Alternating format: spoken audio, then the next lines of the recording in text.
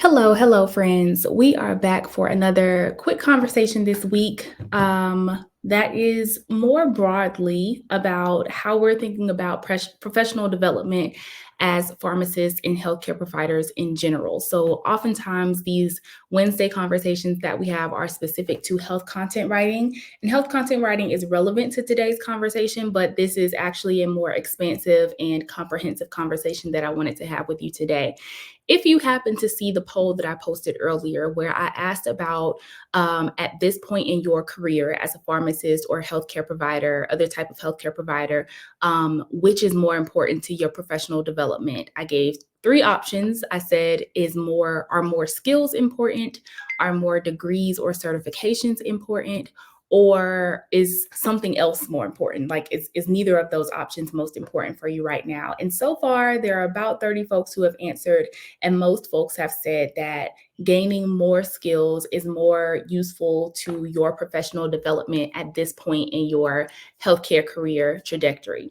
So I was really excited to see that because I have been on this personal campaign to not discourage people, healthcare providers in particular, from pursuing additional degrees or formal certifications, but rather to encourage us to be more intentional about how we are looking at the utility of additional degrees and certifications, particularly those that come from formal academic institutions. And a disclaimer up front: whenever I talk about this topic, it is not to say that additional degrees and certifications are useless. Obviously, that's not the case, right? Like, we know as pharmacists and healthcare providers that in order to do certain roles, in order to be a part of certain professions, you have to have certain degrees. So that's not to say that if you know specifically that you are trying to achieve X type of role and that role requires X type of degree, that's not to say that you don't need to get that degree in order to achieve that position or get into that role. Like, if you need it, you need it, and that just is what it is. But what I'm saying here is that a lot of times we either don't have a specific plan, we just have like a general idea of what it is we kind of want to do, and then we say, oh, well, I'll just go out and get a degree because that will make me more qualified to do this nebulous, non-specific thing, when in actuality, maybe it's not having another degree or certification that will actually qualify you to be able to do that thing, but maybe it is having an additional skill set that will qualify you to do that thing. And you don't necessarily need a degree in order to get the skill set. So, just to kind of frame this conversation that we're having. Also, by the way, if this is the first time that you're catching one of my live videos, my name is Megan. I'm a public health pharmacist by training, and I work as a health content strategist. I run the Health Professionals to Health Writers program. So I teach pharmacists and other healthcare professionals how to replace a portion of their primary income through health content writing. And so what I want to start out the conversation referring to today is a video that I recorded a couple of months back, and it was called, oh, what was the name of it? It was basically talking about how being a pharmacist is not a skill. Being a pharmacist requires skills, but it's not a skill in itself. And so in that video, I was encouraging pharmacists to really think about what skills they're using in their day to day so that they can pull those skills out of their minds and use those as you are pursuing different opportunities, so that you can know what skills actually transfer from your role as a pharmacist to other roles that you might be interested in outside of pharmacy. Today, I want to talk more so about professional development and what types of opportunities we're looking at when we are trying to develop and grow professionally. So I will give my overall thought here and then kind of dive into three questions that are helpful to ask yourself in order to kind of pull out those skill sets that might be useful to you. So my bottom line here is that oftentimes, unless you want a complete career change, these additional degrees and certifications are not necessarily more transferable to a different role or different position. Now, they might be, but they are not inherently. What I'm saying is that it's not that just because you go get another degree or another certification that you are going to automatically be qualified to pursue this other role. So, what are the things that are more transferable are the actual skills that you are gaining. Now, getting another degree or certification might afford you with more skills, but it also might not. There are some degree programs out there where you might be learning the theory, you might be learning the technicalities, but you're not actually getting an opportunity to gain the skills and the practice. And so, if you are looking at a degree or a certification in order to attain some different career goal, really ask yourself, is this degree or certification going to give me access to the skill set that I need to be able to go into that career? Also, in addition to the fact that the degree or certification isn't inherently going to give you the skills, also consider that there are ways to gain the skills without necessarily needing the degree or the certification. So I'll give an example that I've talked about before. This is one of the reasons that I chose not to continue a graduate program that I was enrolled in. So even as a student, an undergraduate student, I knew that I wanted to go into public health, but I decided to go into pharmacy so that I could use that pharmacy background in order to impact public health.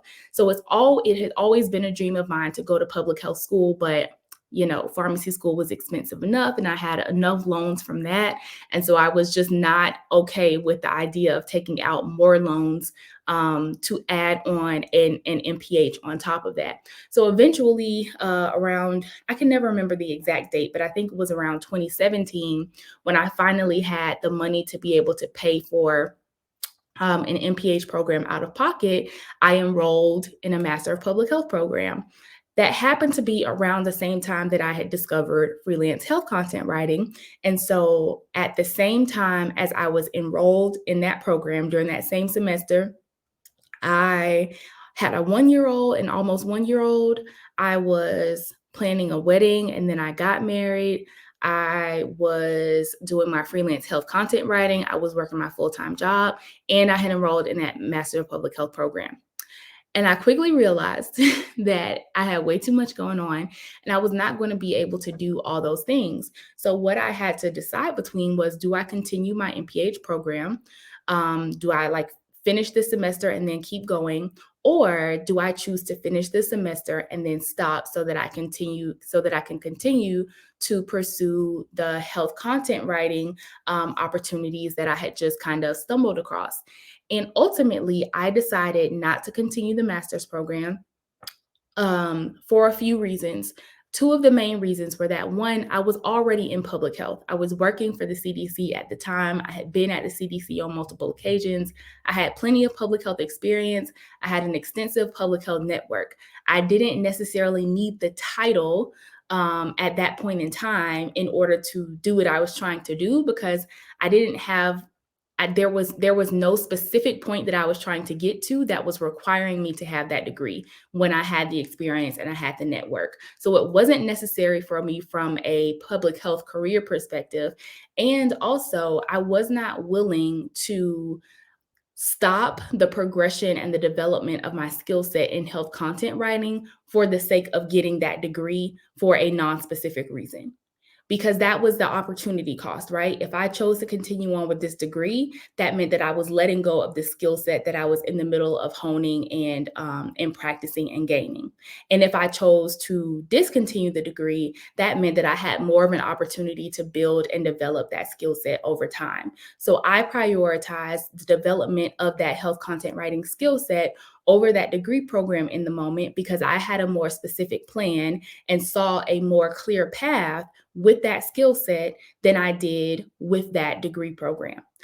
Now, this may or may not be relevant to you or to your situation. That is for you to determine. But I wanted to share my story so that you could kind of take what you need from that and use that to reflect on your own professional development, your own professional growth, your own career journey and skills development path.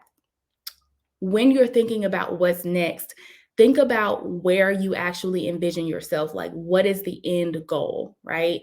It's great to have a general idea, but the more specific you can make that idea, the better, because that means you can actually develop a specific plan of action that will take you from point A to point B.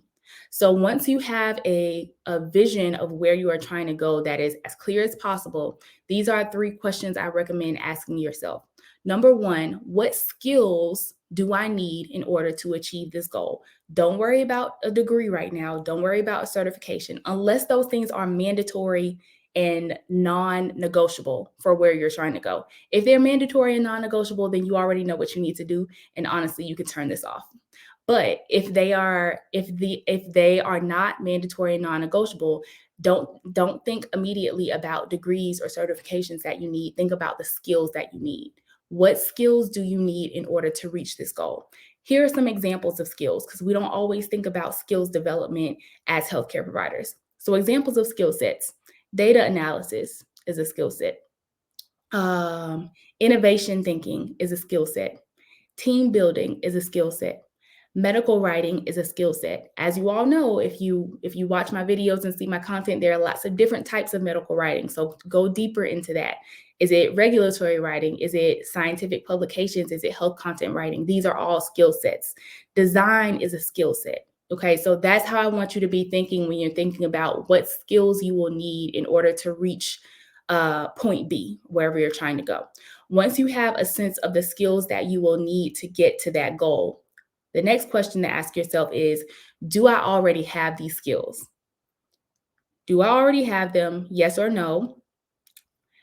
If the answer is no, or between yes and no, do you need to build those skills from scratch? Like, do you not have any of these skill sets at all?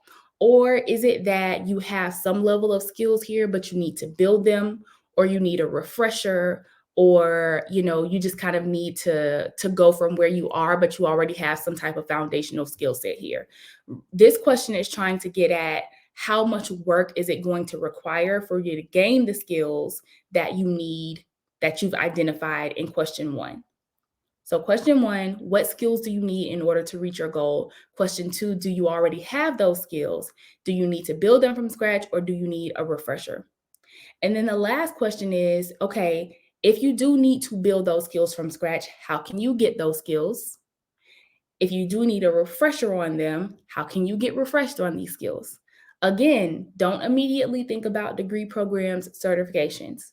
Think about things that are a little more accessible, like workshops, like trainings, like programs, um, that can help you reach that goal and build those skills. You can also consider degree programs and certifications, but making sure again that those degree programs and certifications come along with the skill building opportunities, and not just the didactic stuff, not just the knowledge, not just the theory, not just the abstract concept. Cause like it's great to learn all that, but honestly, like the internet is pretty savvy and you can learn a lot of that on your own. Are you going to get the opportunity to develop the skills that you need? Because just because you have that knowledge, the mental knowledge, does not mean that you are going to gain the skills that you need, that you have identified in question number one. And if you don't have the skills, you're not going to be qualified, or you might not be as well qualified to get from point A to point B. So to recap, number one, what skills do you need to reach the goal? Number two, do you already have those skills? And number three, if not, how can you get the skills, or how can you build on the skills that you already have?